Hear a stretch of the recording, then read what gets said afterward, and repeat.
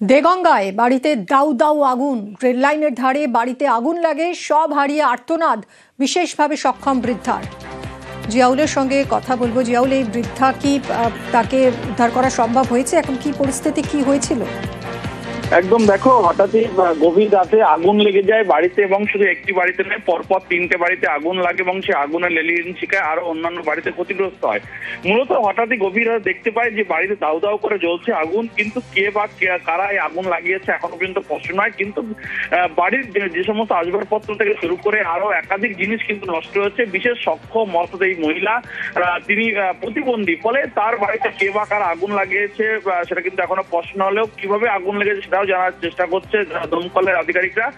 মূলত যেভাবে ক্ষতিগ্রস্ত হচ্ছে, ফলে আগুনের লেলিহান শিখায় এতটাই তীব্রতা ছিল, ফলে এলাকার মানুষ ছুটে এসে তারা নেভানোর চেষ্টা করলেও কিন্তু সে বিফলে যায়। তার কারণে একেবারে আগুনের লেলিহান শিখায় পুরো বাড়িটাই নষ্ট হয়ে গেছে এবং সেই লেলিহান শিখার পার্শ্ববর্তী আরো বেশ কয়েকটি বাড়িতে ক্ষতিগ্রস্ত হয়েছে। কিন্তু কিভাবে আগুন লাগলো স্পষ্ট না হলেও মহিলার একটা দাবি, যেভাবে কেউ বা কারা তার সঙ্গে শত্রুতা থাকতে পারে তার জন্য আগুন লেগেছে, ফলে জানার চেষ্টা করছে প্রশাসন। ফলে এই মুহূর্তে পুরোটাই সর্বহারা হয়ে গেছে মহিলা, ফলে কে বা কার আগুন লাগিয়েছে সবটা তদন্ত করে দেখা হচ্ছে।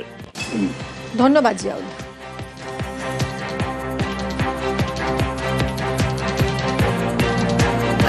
খড়গপুরে কুকুরের ময়না তদন্ত। আইআইটি ক্যাম্পাস থেকে মৃত কুকুর উদ্ধার হয়। অধ্যাপকের মৃত কুকুরকে উদ্ধার করেন আইআইটির এক অধ্যাপক। খড়গপুর টাউন লাগোয়া হিজলি ফাঁড়িতে অভিযোগ দায়ের। কুকুরটির মৃত্যুর কারণ জানতে ময়না তদন্ত। কথা বলবো শঙ্করের সঙ্গে। শঙ্কর, কেন ময়না তদন্ত করা হচ্ছে এই কুকুরকে নিয়ে? কি অভিযোগ কুকুরের মৃত্যু নিয়ে? দেখো মিমি, মৃত একটি ফিমেল কুকুরের ময়নাতদন্ত হলো বুধবার দুপুরে স্টেট অ্যানিমেল হেলথ সেন্টার মেদিনীপুরে। খড়গপুর ক্যাম্পাসে একটি রাস্তা থেকে কুকুরটিকে উদ্ধার করেছিলেন খড়গপুর প্রৌদ্যোগিক অ্যানিমেল সোসাইটি।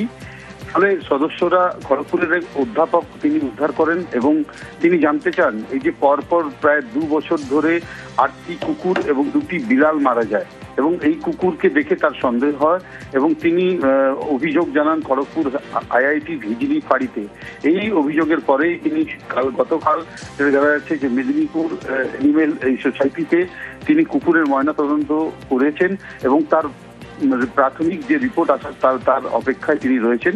তার অভিযোগ যে দীর্ঘদিন ধরে আইআইটি ক্যাম্পাসের মধ্যে কেউ বা কারা পথ কুকুরদেরকে মেরে ফেলছে, তার জেরে তিনি লিখিত অভিযোগ জানিয়েছেন এবং ময়নাতদন্ত করে জানতে চাইছে যে ঠিক কি কারণে এই কুকুরগুলোকে আইআইটি ক্যাম্পাসে